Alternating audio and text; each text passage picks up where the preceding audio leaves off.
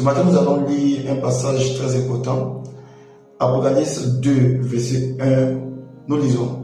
Écrit à l'ange d'Éphèse, voici ce que dit celui qui tient les 7 étoiles dans la main droite, celui qui marche au milieu des 7 chandeliers.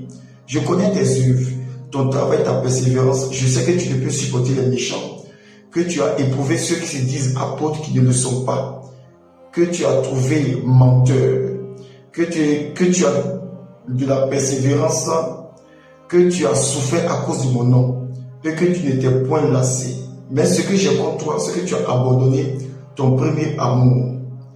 Souviens-toi d'où tu es tombé, répands-toi et pratique tes premières œuvres. Sinon je viendrai à toi, je dirai ton chandelier de sa place, à moins que tu ne te répandes. Ici Jésus s'adresse à la première église. L'église d'Éphèse, à la première église, selon les 7 églises citées dans l'Apocalypse. La première église, église d'Éphèse. Mais le constat que nous faisons ici, Jésus fait un reproche que souvent nous ne prêtons pas attention. Mais ce reproche-là est valable aujourd'hui dans la vie des chrétiens de la fin des temps.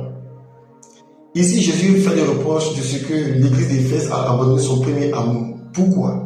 Jésus dit, je connais tes œuvres, je connais ton travail, je connais ta persévérance, je sais que tu ne peux supporter les méchants, tu ne peux supporter, tu as même éprouvé ceux qui se disent serviteurs de Dieu et qui ne le sont pas, ceux qui se disent apôtres et qui ne le sont pas, tu les as éprouvés et tu les as trouvés menteurs. C'est bien. Mais le reproche ici, Jésus dit, c'est vrai que tu as fait tout ça, mais tu as abandonné ton premier amour. Qu'est-ce que Jésus est en train de dire ici?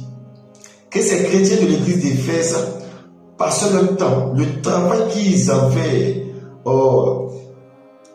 qu'ils effectuaient constamment, était d'éprouver des personnes qui se disaient apôtres. Leur énergie, ils ont mis pour détecter qui était vrai serviteur, qui était faux serviteur. Donc du coup, ils ont abandonné le premier amour qui était l'annonce de l'évangile du salut des âmes. Ils ont passé le temps. Lorsque vous lisez le texte, vous comprenez qu'ils ont abandonné le premier amour. Jésus leur parle au verset 5. Jésus leur dit de se repentir, de revenir à le premier amour, de se repentir. On parle de repentance lorsqu'il y a péché, lorsqu'on a manqué le but. Donc si Jésus fait le reproche à cette église, c'est que cette église, au lieu, c'est vrai qu'elle passait son temps à trouver, à chercher, à sonder, à scruter qui était vrai ou faux. C'est pas mauvais. Mais le fait qu'elle a abandonné son premier amour au profit de cela lui causa de nombreux problèmes. Et cette attitude, nous le voyons aujourd'hui. Il y a des chrétiens de la fin, même des assemblées, au temps de la fin, qui passent le temps à scruter, à rechercher tel est faux pasteur, tel est vrai pasteur, tel est faux pasteur, de telle sorte qu'à force de rechercher le mal, à force de rechercher le méchant, à force de rechercher ceux qui sont faux, ils finissent par abandonner le premier amour qui était le salut des âmes, prêcher pour que les âmes se convertissent. C'était l'erreur de l'église d'Éphèse. C'était ça leur erreur. Parce que Jésus dit, je connais tes œuvres. Tes œuvres, c'est que tu ne peux supporter les méchants. Je connais ton travail. Ton travail était que tu prends le temps de scruter ceux qui sont apôtres et qui ne le sont pas. Je sais que tu ne peux supporter les méchants. Que tu as éprouvé ceux qui se disent apôtres et qui ne le sont pas. Tu as pris le temps d'éprouver. Tu as passé ton temps. Pendant toutes ces années, tu as passé ton temps qu'à le rechercher, qu'à éprouver.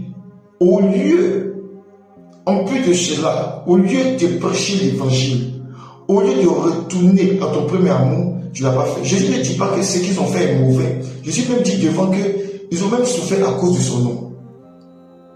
Mais leur problème, c'est qu'ils ont abandonné leur premier amour. Nous voulons encourager ceux qui passent le temps à rechercher les faux pasteurs, à scruter qui est faux, qui est mauvais. Je vais les encourager à ne pas abandonner leur premier amour. Parce que généralement, lorsque tu passes ton temps à rechercher que les faux prophètes, à dénoncer, à chercher toujours à dénoncer, tu finis par ne plus évangéliser. Tu finis par ne plus manifester l'amour. Tu finis par ne plus prier même pour ceux qui ont besoin d'être sauvés. Et c'était l'erreur de l'église d'Éphèse. En faisant cela, ils se disaient qu'ils étaient sans reproche, ils étaient sans problème. Lorsque le Seigneur mit le doigt sur le fait qu'ils aient manqué le amour, je suis sûr qu'ils étaient surpris parce qu'ils pensaient qu'ils étaient sur la droite ligne. Alors que si le Seigneur revenait en ce temps prêché, ils allaient tous rater l'enlèvement. Pourquoi ils allaient rater l'enlèvement? Parce qu'ils ont abandonné leur premier amour. L'amour pour Dieu, pour le salut des âmes et l'amour pour les êtres humains, ceux qui trouvaient méchants. La Bible dit qu'il ne peut supporter les méchants. C'est-à-dire qu'il ne voulait pas être en croyant avec les méchants. Certes, de telle sorte qu'il ne priait plus pour eux, il ne manifestait plus l'amour. C'est ce que le Seigneur reproche. Il ne pouvait pas supporter les méchants. Alors que Jésus a supporté les collecteurs d'impôts. Il a supporté même les Romains. Il les a supportés. Il n'a pas pratiqué les œuvres, mais il est plutôt venu mourir pour eux.